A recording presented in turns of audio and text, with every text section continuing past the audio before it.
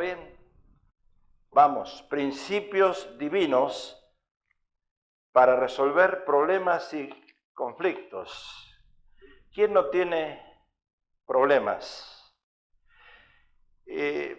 Nosotros, el cristiano le dice pruebas, pero todos estamos pasando por pruebas. Otros le dicen problemas, y a veces cuando uno soluciona un problema o pasa una prueba, viene otra peor o más difícil. Y vamos a hablar de estos principios divinos para resolver problemas y conflictos en el Evangelio según San Marcos, capítulo 9. Voy a leer todo el pasaje porque la historia es linda.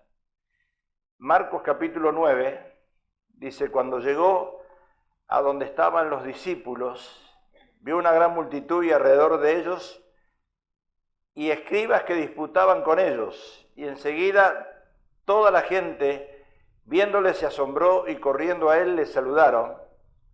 Él les preguntó: ¿qué disputáis con ellos? Y respondiendo uno de la multitud dijo: Maestro, traje a ti mi hijo que tiene un espíritu mudo, el cual donde quiera que le toma, le sacude y echa espumarajos, cruje los dientes y se va secando, y dije a tus discípulos que lo echasen fuera, y no pudieron.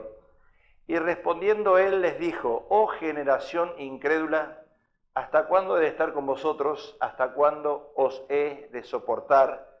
Traérmelo.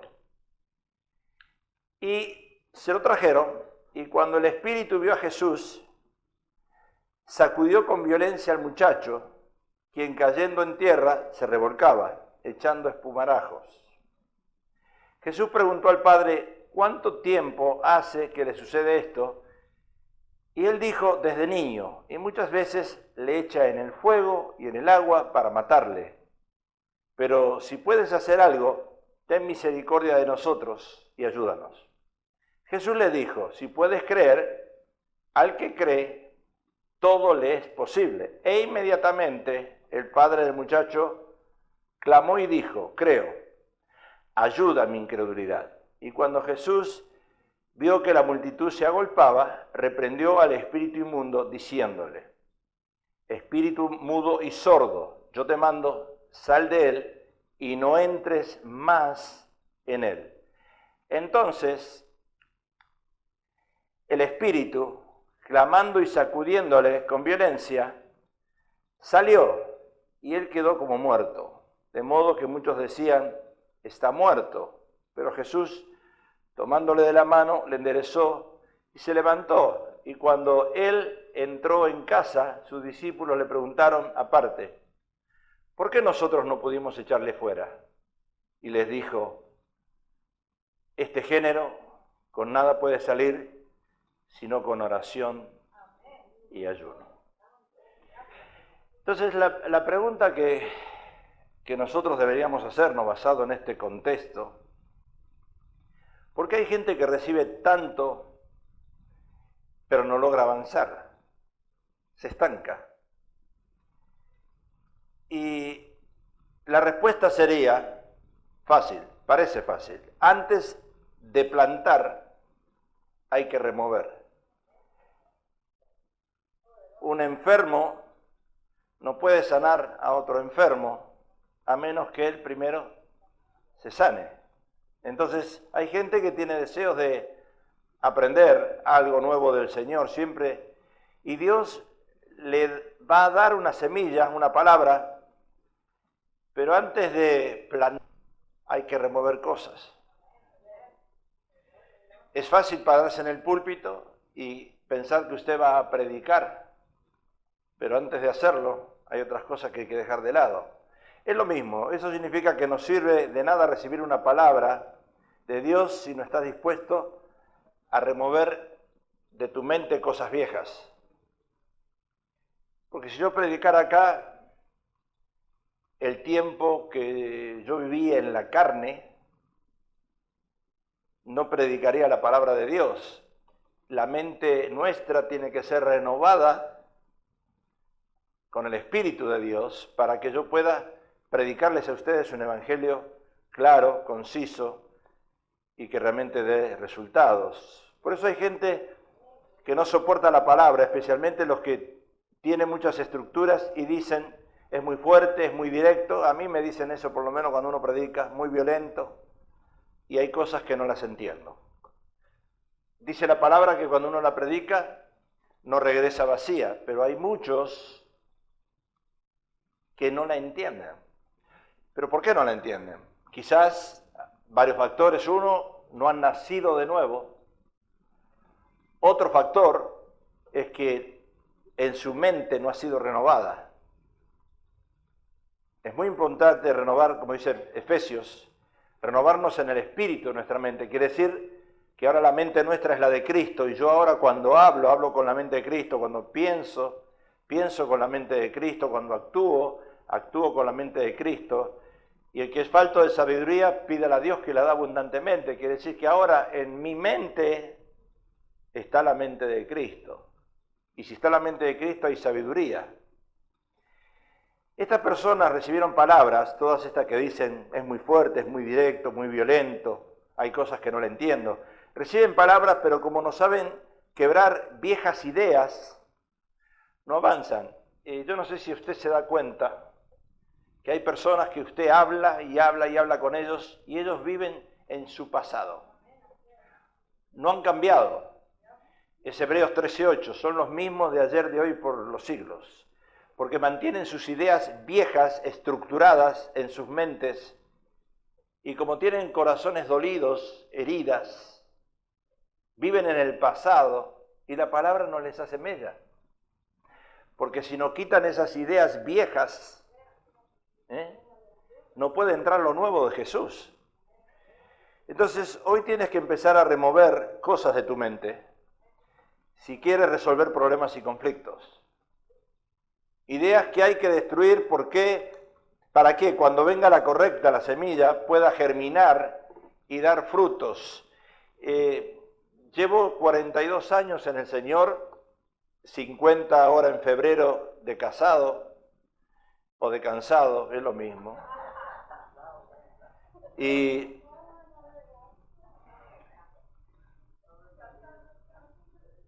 si uno no usa la palabra y vive por la palabra y aplica la palabra, no hubiéramos durado 50 años de casado.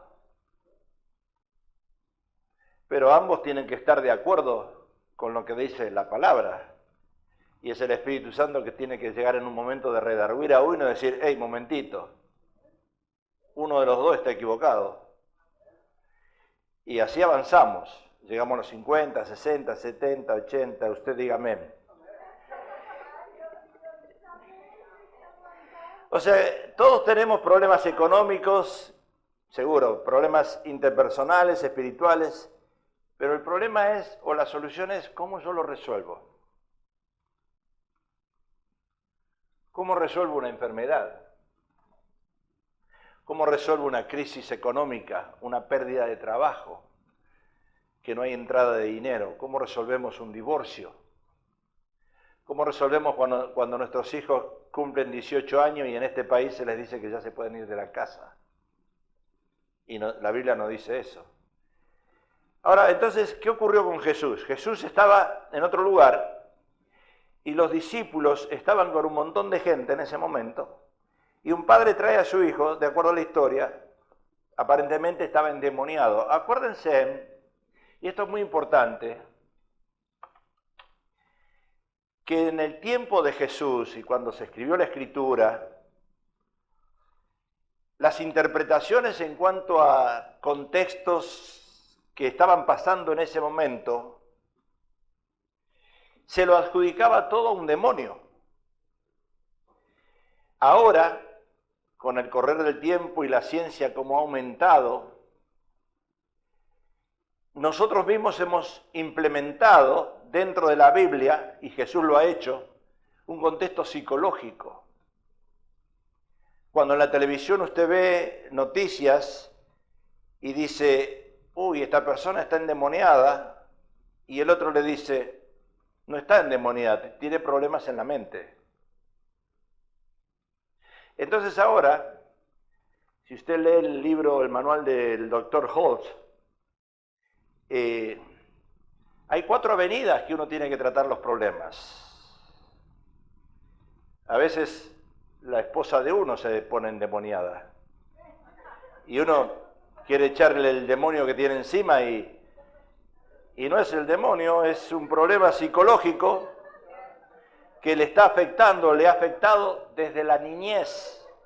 Como decía la pastora el viernes, el abandono, el rechazo. Ella sufrió abandono, el padre la abandonó de niña.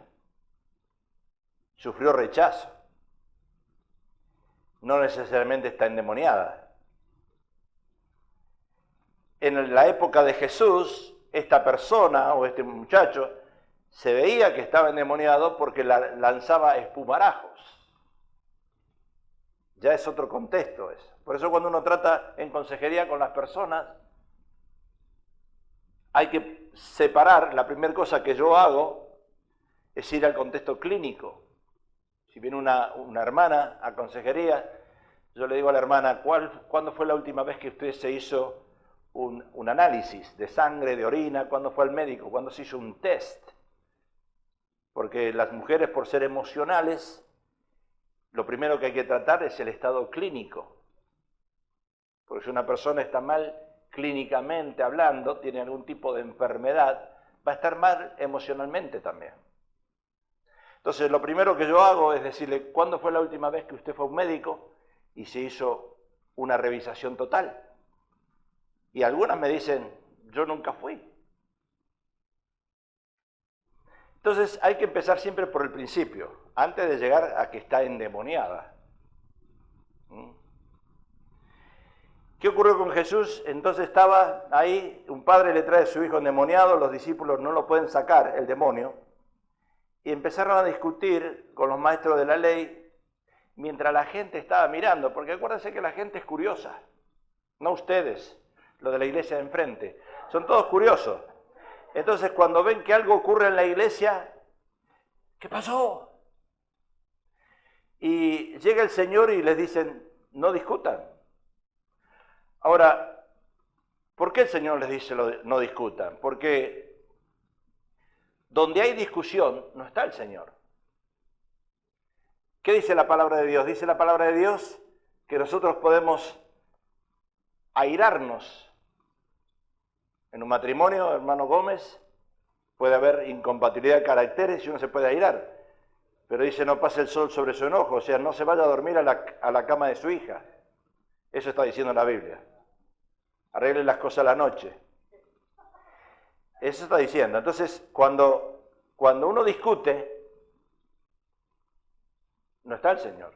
Entonces el Señor dice, no, momentito, no discutan. Marcos dice, cuando llegó a donde estaban los discípulos, vio una gran multitud alrededor de ellos y escribas que disputaban con ellos. Y enseguida toda la gente viéndoles se asombró y corriendo a él les saludaron y él les preguntó, ¿qué disputáis con ellos? Entonces, donde hay discusión, no está el Señor. Y ocurre muy a menudo que por tener diferentes pensamientos o formas de ver las cosas, discutimos.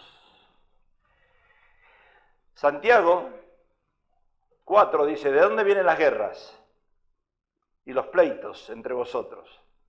¿No es de vuestras pasiones las cuales combaten en vuestros miembros?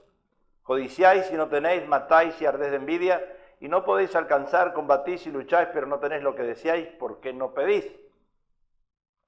Pablo le dice a Timoteo, si alguno enseña otra cosa, y no conforme a las sanas palabras de nuestro Señor Jesucristo y a la doctrina que es conforme a la piedad, está envanecido, nada sabe, y delira acerca de cuestiones y contiendas, ahí está la cosa, de las cuales nacen envidias, pleitos, blasfemias, malas sospechas, disputas necias de hombres corruptos de entendimiento y privados de la verdad, que toman la piedad, o sea, la religión, las cosas de Dios, como fuente de ganancia.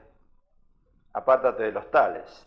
En Corintios Pablo dice así, pues, por cierto, es ya una falta en vosotros que tengáis pleitos.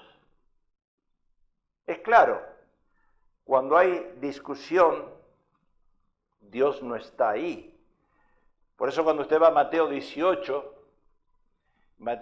dice, si tú tienes un problema con tu hermano, con tu esposa, con tu vecino, con alguien en la iglesia o en el trabajo, ve a él solo y confróntalo. No discutas, solamente confróntalo. Si él tiene la misma manera de pensar tuya, bíblicamente hablando, te va a entender. Pero si no la tiene, entonces ve a buscar a otro más como testigo y dile, mira, el problema es este. Si no entiende a un tercero, vamos al pastor, vamos a la iglesia. Y si no entiende en la iglesia, nunca fue convertido. No es cristiano. Como decía la pastora el viernes, nosotros tenemos que perdonar siempre. Pero la pregunta es, ¿perdonamos siempre? Entonces Dios no trabaja con pleiteros.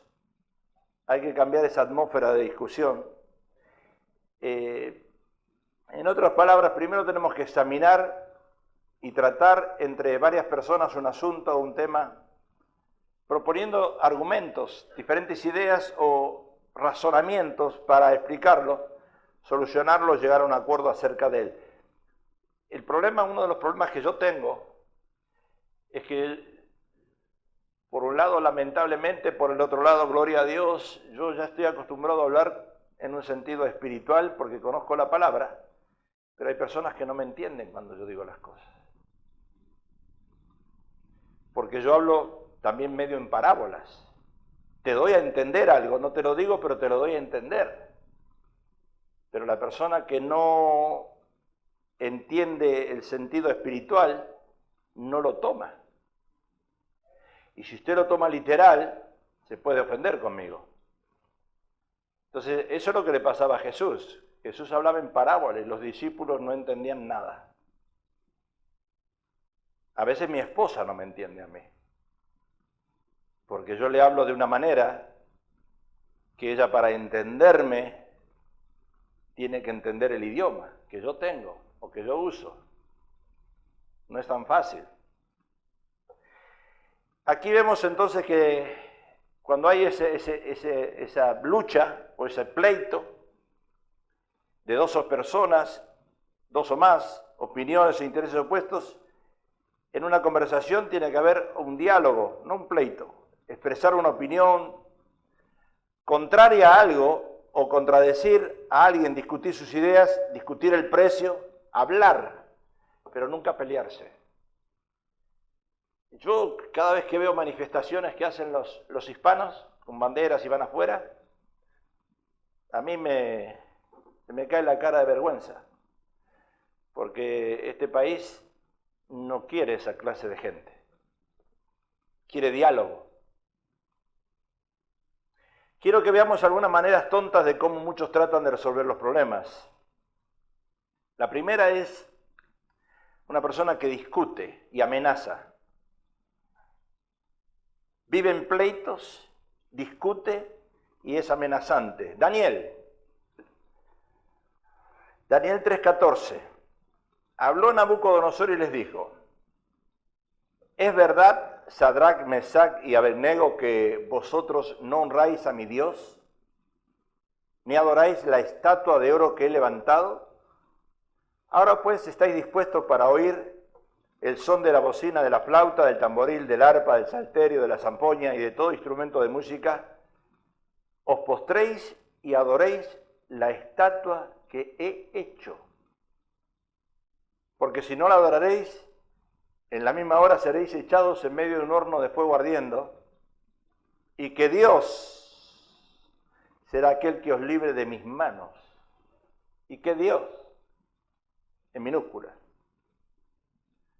Nabucodonosor levanta una estatua, cuando leemos Daniel 4 y el hijo también, el orgullo se apodera del rey, y entonces cuando una persona se apodera del orgullo, que después de la Biblia dice que después del orgullo viene la caída, y así le pasó a Nabucodonosor. El orgullo fue tan grande que Dios lo destrona. Y en ese momento no estaba destronado todavía, y entonces quería que Daniel y los amigos se arrodillaran delante de él. En Argentina, en la época que Maradona era el mejor jugador del mundo, se abrió una iglesia maradoniana. Todos iban a la iglesia, era una iglesia de Maradona, era el ídolo. Dios no era Dios, era Maradona el Dios. Y la gente hace eso, se arrodilla delante de un ídolo, le besa las manos. Y este Nabucodonosor, el rey, quería eso. O sea, ¿qué quiero decir con esto? Que a veces nosotros queremos ganar los pleitos amenazando a otros.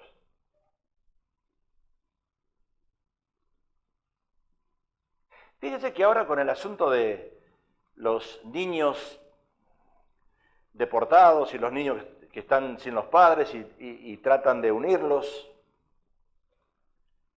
¿por qué el gobierno les cobra $7.000 o 10.000 para tratar de unificar esa familia? Porque el padre o la madre ingresó ilegalmente a este país. Entonces el gobierno dice, ustedes ingresaron ilegalmente, ahora van a tener que pagar una multa. Pero la gente de este lado lo ve y le dice, ay, el gobierno es duro. Mira lo que está haciendo el gobierno. Está dividiendo las familias. ¿Qué tal si yo voy a la casa de ustedes un día y sin golpear la puerta, entro? No como una mosca, porque si entro como una mosca ustedes me van a matar, ya me lo dijeron. Pero entro a escondida y ustedes me dicen, ¿y usted qué? Ni tocó el timbre, ¿qué pasa con usted? Ni avisó. Bueno, yo quiero que ustedes entiendan, porque estamos trabajando con un pueblo latino, y yo lo amo al pueblo latino, pero a veces no amo esa insensatez que hay. Si yo llego a la casa y me meto, y usted se está duchando y sale desnuda del baño, a lo mejor se pone contenta, pero bueno, eso aparte. Eso al margen. Y me dice, ¿qué está haciendo usted acá? Entonces el gobierno le está cobrando $7.000, 10.000 por unificar esa familia. ¿Y qué está haciendo la mamá y el papá de esos niños? Está llorando, pidiendo misericordia, y que venga alguien y le dé ese dinero, porque no lo tienen. O sea que las cosas no se hacen con amenazas, se hacen con la ley. Cuando hay un matrimonio que tiene pleitos, yo sé positivamente que el que inicia los trámites de divorcio y el que se divorcia es el que acarrea las consecuencias, porque lo dice la Biblia.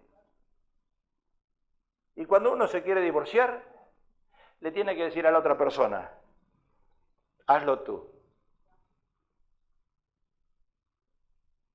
Hazlo tú.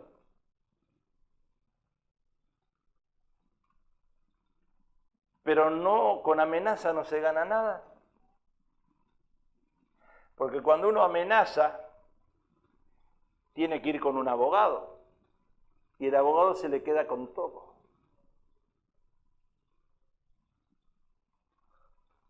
Entonces una persona que discute y que amenaza, consiste en infundir miedo al otro a través de amenazas, por supuesto. Y aquí vemos al rey de Babilonia, al rey Nabucodonosor, y este rey había levantado esa estatua, quería que todos lo adoraran, quería que Sadrach, Mesach y Abednego adoraran estatuas, pero esa estatua era dedicada a dioses falsos. El dios de Nabucodonosor no era el dios de Sadrach, Mesach y Abednego. Ese es otro conflicto que hay en matrimonios. Porque venimos los dos a la misma iglesia, pero ¿qué Dios tiene uno y qué Dios tiene el otro? ¿Qué fe tiene uno y qué fe tiene el otro? Y tú te sientas siempre en el primer asiento y no me gusta que hablarte a ti, pero te advierto, porque hoy los conflictos Se generan. Ay, pero yo lo amo. Pero la fe es diferente. ¿Y qué pasa? Entonces, ¿qué pasa? Uno se va a una iglesia y el otro se va a otra. Y este que se va a una iglesia consigue a otra mujer allá, y esta que viene a esta iglesia consigue a otro hombre en esta iglesia, y está bien, la cosa está bien. Se reparten los favores. Entonces, cuando uno discute y amenaza, infunde miedo. ¿Y qué pasa cuando uno infunde miedo? Uno no sabe con quién se mete.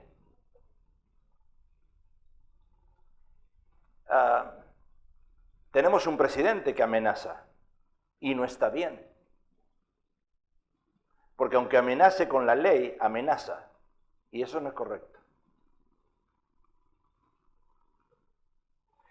¿Cuáles son las amenazas que nosotros podemos usar? Ya vas a saber de mí. Ya vas a saber quién soy.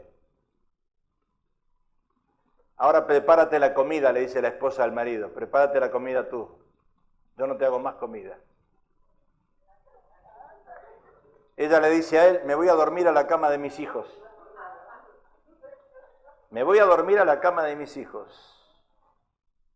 Y él le dice a ella, no te voy a dar más dinero porque lo gastas todo. Ya está.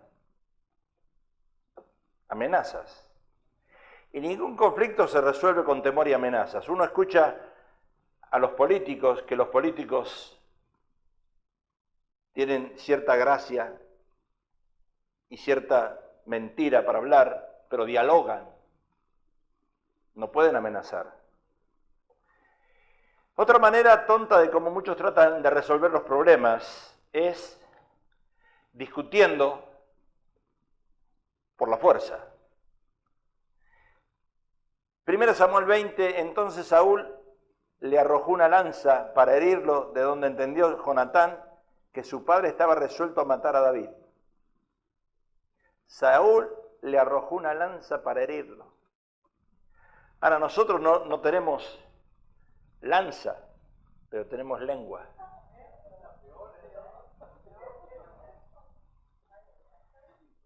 Ahora, yo no sé cuántos años lleva los que me están mirando de casados, pero si usted tiene 1 año de casados, ¿cuántas veces hirió con la lengua a su cónyuge?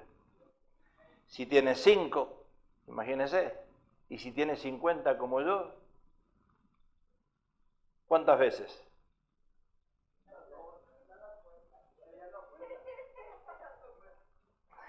O sea que el que discute por la fuerza trata de resolver un problema descargándose y diciendo todo lo que tiene en su corazón y lo larga por la boca, grita, se descarga, es impulsivo, y hoy no se llega a las manos, porque hoy pega tanto el hombre como la mujer, pero cualquiera que pega primero va preso. Así que, Carlitos, los guantes de boxeo no sirven hoy. Gustavo, antes lo usábamos, hoy tenemos que usar guantes de boxeo peso pluma, que son los livianitos esos que le haces a tu esposa así, la empujas un poquito, nada más que un poquito, con una mano. Entonces, ¿verdad que un conflicto nunca se soluciona con imposición?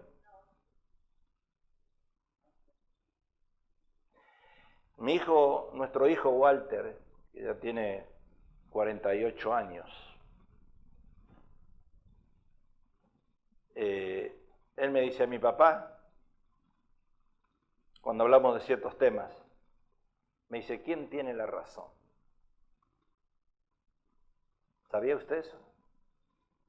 Porque cuando hay un conflicto, los dos tienen la razón, aparentemente. Pero la pregunta es, ¿quién tiene la razón? Porque depende del punto de vista que tú lo veas. Ay, me lastimaste emocionalmente, me dijiste algo y me heriste.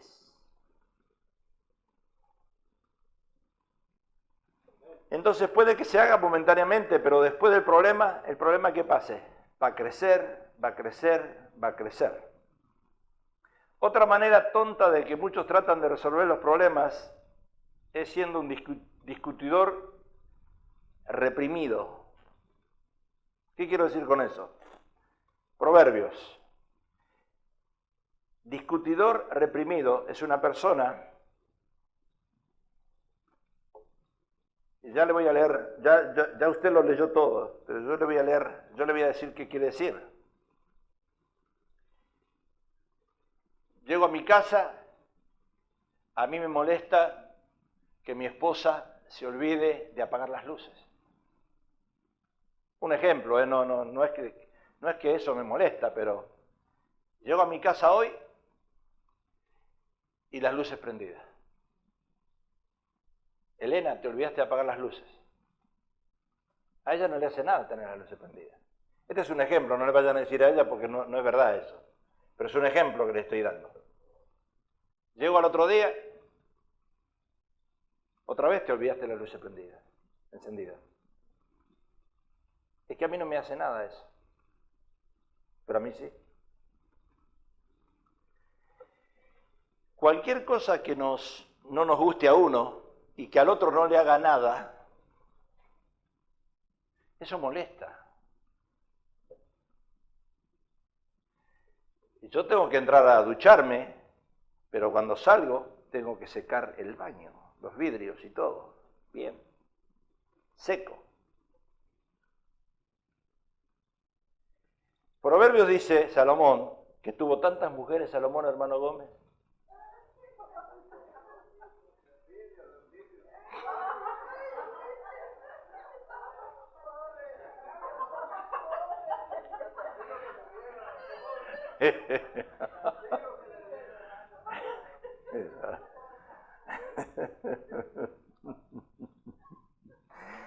Mire lo que dice Salomón. Mejor es vivir en un rincón del terrado que con una mujer rencillosa, peleadora, en casa espaciosa. Salomón dice, yo entro a mi casa, prefiero vivir en un cuartito chiquito, ahí donde duerme el perro, pero no en toda la casa y escuchar a mi esposa que me rezongue todo el tiempo.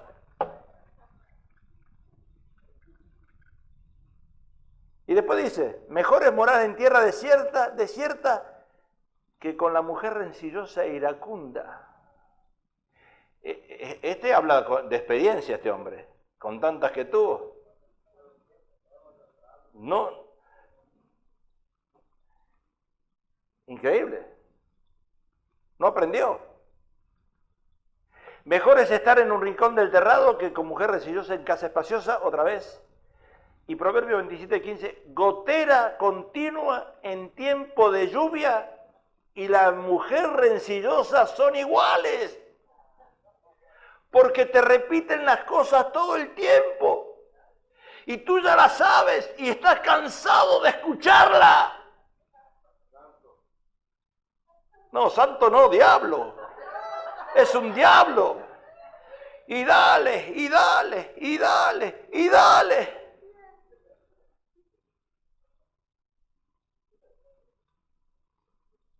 Estás meditando. Porque tu cabeza me dice todo. Ya parece judío ya. En el muro de los lamentos ya.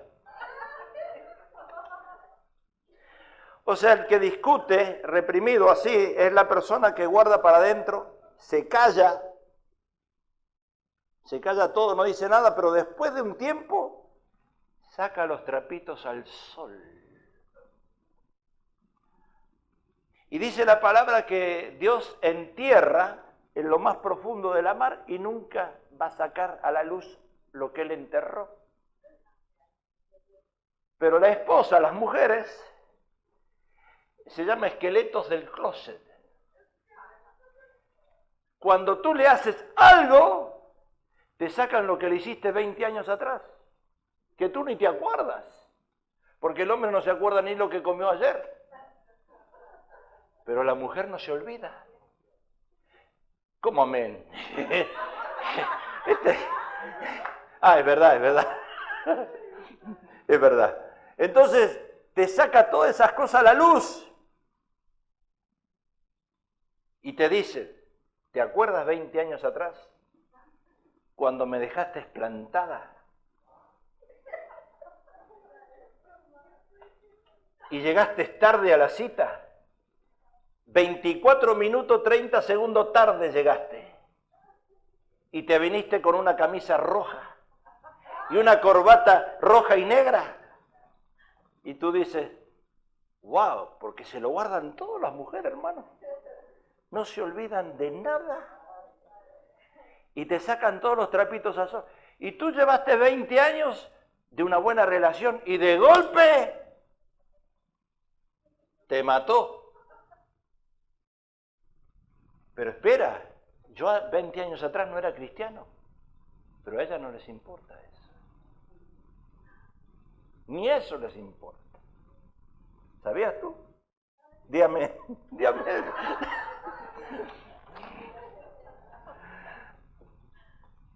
Ellos te dicen, hace 4 años me dijiste eso, que a mí me lastimó. 4 años. 4 años y un día. Y no tiene nada que ver con lo de ahora, pero como hace 4 años se lo aguantó, llega el momento, Carlitos, que lo saca. Moisés, tú eres muy inocente todavía. Estás en la pubertad, todavía estás en la luna de miel. Ah, y si uno falta al parto cuando nació el bebé, si faltamos al parto y no estábamos ahí en el quirófano y no le sacamos un movie y no le filmamos y no le sacamos fotos, no es tu hijo. No estuviste cuando tenías que estar, te fuiste a ver a Argentina, Francia.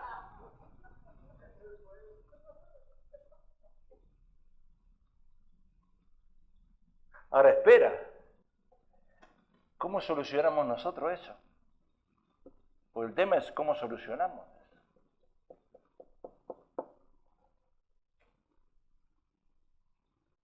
La fantasía del discutidor reprimido consiste en creer de que si se calla y luego saca la luz, resuelve los conflictos, pero los embarra peor. Lo que menos quiero yo hice cosas en mi juventud. Todos hicimos cosas. Pero lo que a mí más me molesta es que mi esposa venga y me diga, ¿te acuerdas? Eso me mata. Porque dice la palabra, dice que la mujer sabia edifica.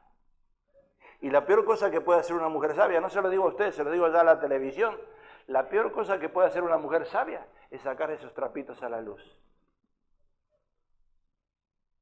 Sí, el hombre también, pero estamos hablando de la mujer. No te defiendas, porque Salomón las mete a las mujeres, todavía no metió a un hombre, porque los hombres somos discretos. Los hombres nos callamos, enterramos eso. ¿Sabes por qué? Porque no nos conviene hablar. No porque no quisiéramos sacarla a la luz, pero no nos conviene. Por lo menos yo quiero seguir comiendo.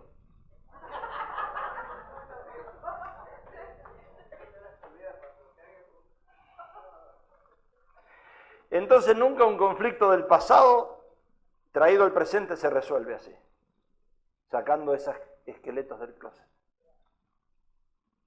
Otra manera de cómo muchos tratan de resolver los problemas es discutidor, el que pelea, nada me viene bien. Números. ¿Se acuerdan la historia de Números? Nos acordamos del pescado que comíamos en Egipto de balde, de los pepinos, los melones, los puerros, las cebollas y los ajos, y ahora nuestra alma se seca, pues nada sino este maná ven nuestros ojos. Esa persona que por más que tú trates de hacer todo bien, nunca lo va a ver bien. Siempre quiere algo más.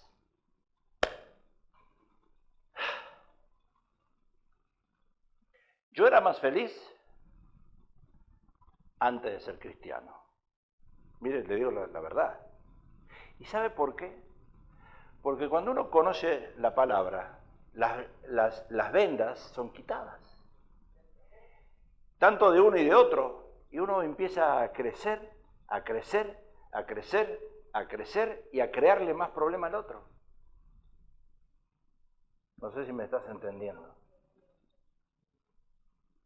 Porque antes no lo sabía, ahora lo sé. Y como antes no lo sabía, no decía nada, no creaba problemas. Pero cuando vino la palabra de Dios y me quitó las vendas, ¡wow! Ahora yo veo en ustedes debilidades, flojeras, pecado, que antes yo no los veía. Y eso me hace daño. Y entonces llega un momento que yo me pongo en una situación de quererle arreglar la vida a ustedes y nunca se las voy a arreglar. Ni ustedes la mía. Antes, en el mundo, no pasaba así. Porque uno ignoraba lo que estaba acá. Aceptar a Cristo no es un camino de rosa, es un camino de espina. Y si no, la prueba la tenemos con Jesús. ¿Qué crees, Moisés? Y cada vez la corona más profunda y más profunda. Porque ¿sabe lo que pasa? Yo quiero de usted lo que ni yo hago. Yo demando de ustedes lo que yo no puedo lograr. Y eso me hace daño. Antes no. Porque todos íbamos al estadio acá de Los Ángeles y hacíamos la ola. En el partido, en el Juego de México. La ola. Ahora me molesta ver la ola. Porque eso es del mundo. Y eso me molesta.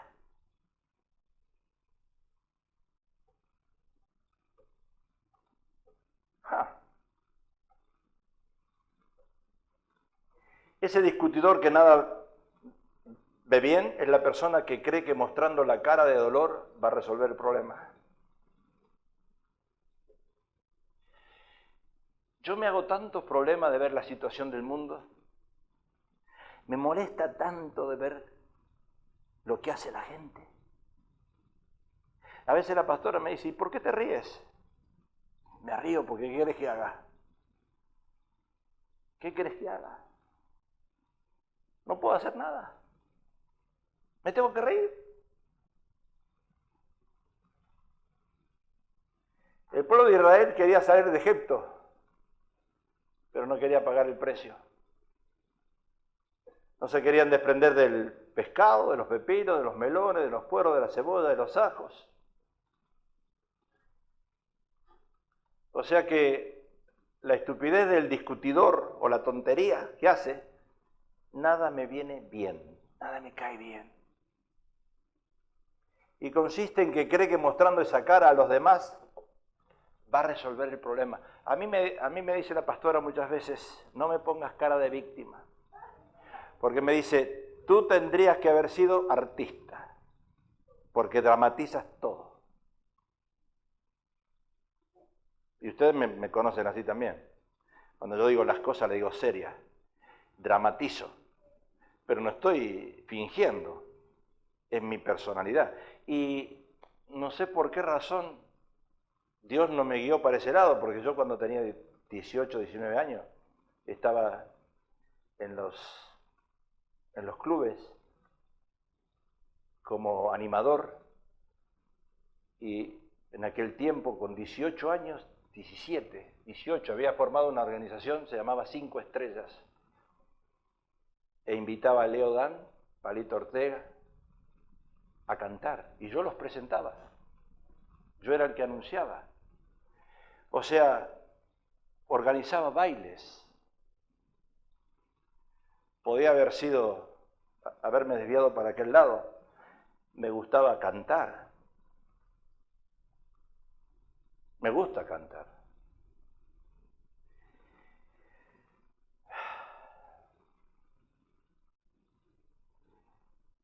Avancemos. Discutidor anónimo.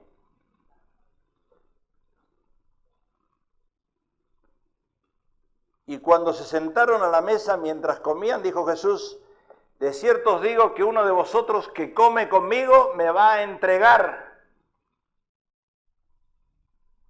Entonces ellos comenzaron a entristecerse y a decirse uno por uno: ¿seré yo? Y el otro: ¿seré yo? O sea, esa persona anónima, usted no sabe quién es. Es la persona que quizás en una forma tonta cree que ocultándose va a resolver el problema. Ay, ¿tú sabes, Abelina, que la hermana fulana hizo esto? Y yo lo dejo ahí. Y la hermana Abelina va de la hermana fulana: hermana fulana, ¿por qué le hiciste eso al pastor?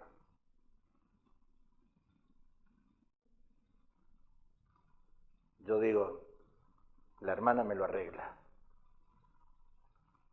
Sin que la sepa que soy yo, cometió el error. No tenía que haber dicho el pastor, pero tenía que haberle dicho otra cosa. Manda a terceros a que le resuelvan el problema. Es ese hombre que está trabajando 30 años en una empresa y nunca le pidió aumento al jefe. Y la esposa, como le pasó a Jezabel, con Acab, ella fue a pedirle las tierras. Ella fue a pedir el aumento. Ustedes lo ven a mi suegro, porque tiene 94 años, porque es un pan de Dios, como dicen todos, buena gente. Pero si no iba la esposa a pedir aumento, lo tenían como esclavo. La esposa tenía que ir a decirle: a mi marido le aumentan hoy.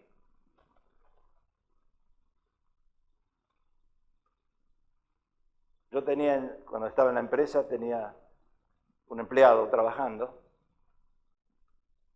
y venía la esposa a reclamar el dinero y a buscarlo los viernes y a reclamar que le pagara bien al marido.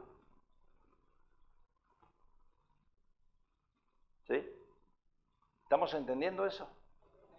Usamos terceros pensando que esos terceros van a solucionar el problema.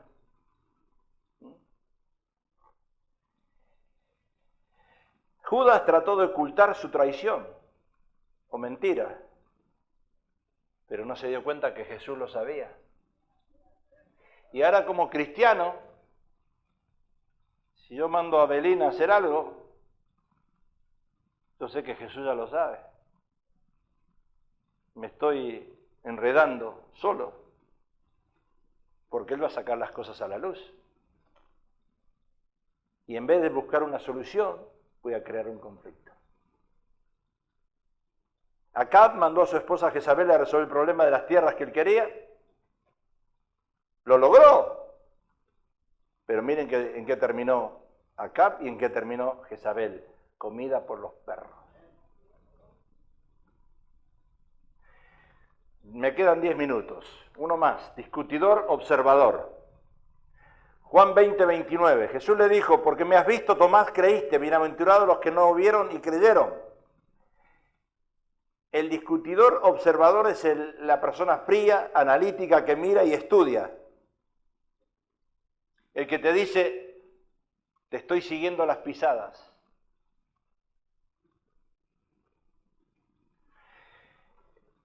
Estoy esperando tu primer movimiento en falso. Estoy analizando lo que te sucede y por qué te sucede eso. Es una persona muy analítica, fría, y piensa que resuelve algo así.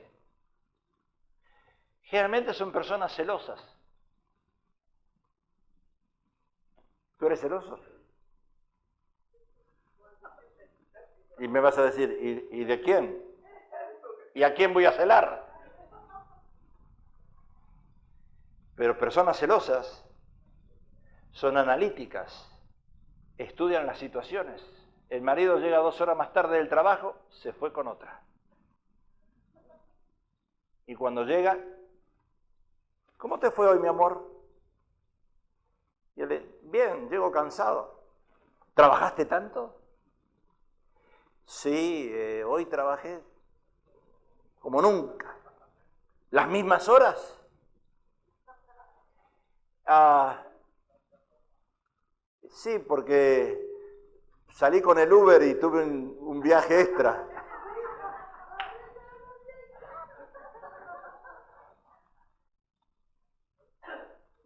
¿Y a qué hora saliste? ¿Cuándo fue tu último cliente que tomaste? No me acuerdo, estaba tan cansado que ni me acuerdo. ¿Estás seguro que no te acuerdas? Bueno, sí, creo que eran las 5, pero ahora son las 7. Es que había mucho tráfico, un tránsito en el freeway, 2 accidentes, pisé una hormiga y se murió la hormiga, le dice ella. ¡Qué bárbaro! Y piensa que así va a solucionar el problema, Carlitos.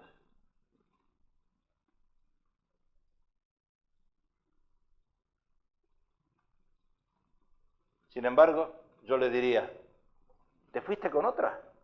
¿Te hizo feliz? Qué bueno que te lleve. Me la sacó, te sacó del medio. Vete. Listo. Fácil. ¿O no es fácil?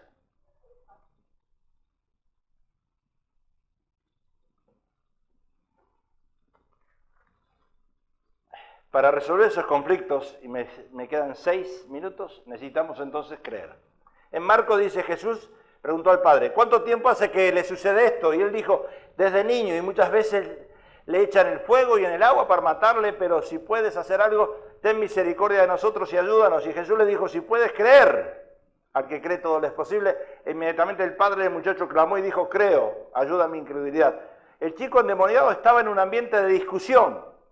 Y el Señor va a traer un nuevo modelo para resolver el problema. Y ese modelo, ¿sabe cuál era? La fe. Y notemos lo que Jesús le dice. ¿Desde cuándo le sucede eso? ¿Desde cuándo tu marido empezó a cambiar? ¿Desde cuándo tu esposa empezó a actuar diferente? Porque hay que ir al cuadro de la vida. Todo tiene un principio.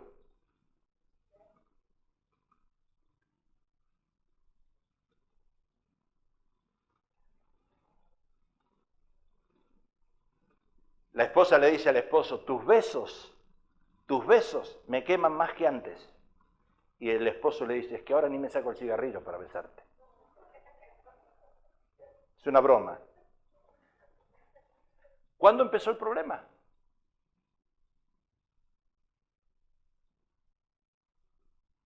Una novela tiempo atrás se llamaba Dos mujeres y un camino. ¿Cuándo se metió la otra? Y el padre contesta, desde niño. El problema no era el niño, sino el padre. El padre era el que dudaba. El padre no tenía fe. El padre toda la vida le había puesto una cobertura de incredulidad y lo ata al niño. Y cuando el padre entiende eso, le dice, Señor, creo, ayuda a mi incredulidad. El incrédulo era el padre. Y en ese momento Jesús libera al niño porque su padre puso una cobertura de fe, creyó. O sea que necesitamos poner una cobertura de fe sobre lo que hemos atado con nuestras palabras. Mi marido nunca va a cambiar. Mi marido siempre va a ser mujeriego.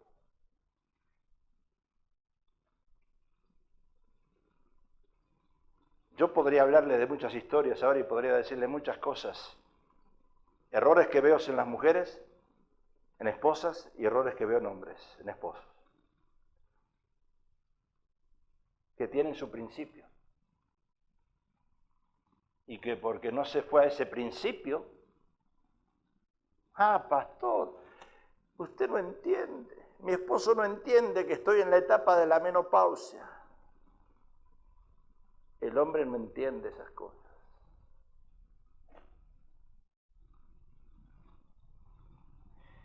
Entonces,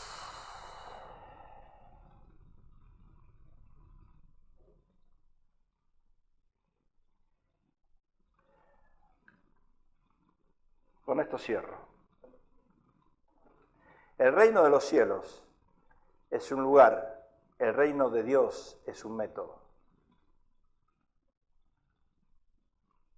Buscad primeramente el reino de Dios, el método, y su justicia, y todas estas cosas serán añadidas.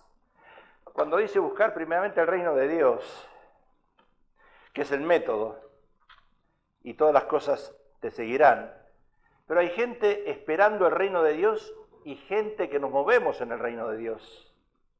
El reino de Dios, el reino de los cielos, dijimos, es un lugar, pero el reino de Dios es un método. 2 más 2 es 4.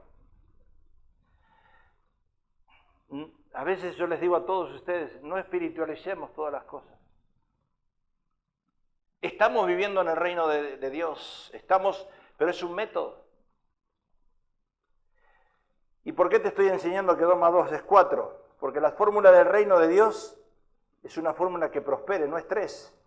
Y cuando camina bajo ese método divino, el reino de los cielos se establece en tu vida. Y cuando se establece el reino de los cielos en tu vida, empiezas a ver todas las demás cosas y a entender las otras cosas. Es un método, es un estilo de vida.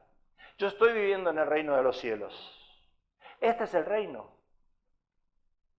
Es un método, es una forma. Y cada vez que leas reino de Dios o reino es el método divino, la manera de Dios de hacer las cosas. Y en ese método entra la fe en nosotros los cristianos. Salmo 23 dice, unge mi cabeza con aceite, mi copa está rebosando. O sea que muchas veces hemos vivido como cucarachas, siempre orando que Dios no es justo, pero no entramos en el método de Dios. Padre, te pido esto y no te pido más. Y quiero entrar en ese nivel máximo de Dios, pero por eso hay que cambiar la forma de orar. Termino con esto. Las mujeres saben de eso, porque cuando van a comprar un vestido, compran, aparte del vestido, los accesorios, o sea, medias, zapatos, cartera, ropa interior, el anillo, el arito, los pañuelitos, haciendo juego con ese vestido. En cambio, los varones vamos a comprar un par de medias y compramos solo eso. Lo que hacen las mujeres es rebalsar más que nosotros, por supuesto. Rebalsar, eso si le pedís al Señor un saco y te da un saco, la corbata, el cinturón, uno está rebalsando, uno está pidiendo más de lo que a veces necesitamos. Y eso se requiere fe. Por eso es diferente manera de pensar las mujeres con los hombres. Son más inteligentes ellas. Pastor, voy a dejar mi trabajo para vivir por fe. Es un error. La fe es algo que uno no ve. Sabe que está ahí, pero nunca des un paso si no tienes el otro seguro. También esto está mal. Antes de divorciarme, me encuentro otra mujer. La encontré y ahora me divorcio. Eso está mal. Pero lo que todos hacemos es encontrar un trabajo y cuando encontraste un trabajo, dejas el otro. O vas a dejar el trabajo y te vas a quedar en la calle. Esos son los métodos de Dios. Por eso hay personas que se lanzan en fe y la fe no es esto, ¡pah! Y se caen para atrás. ¡Oh! ¡Ay, me doy un golpe! La fe es esto. Es esto. Esto, tengo $20,000, $30,000, $40,000, $50,000 en el saving account. Ahora voy a invertir 20,000.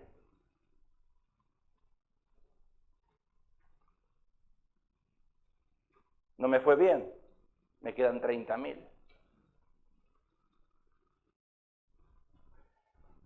La fe no es esto.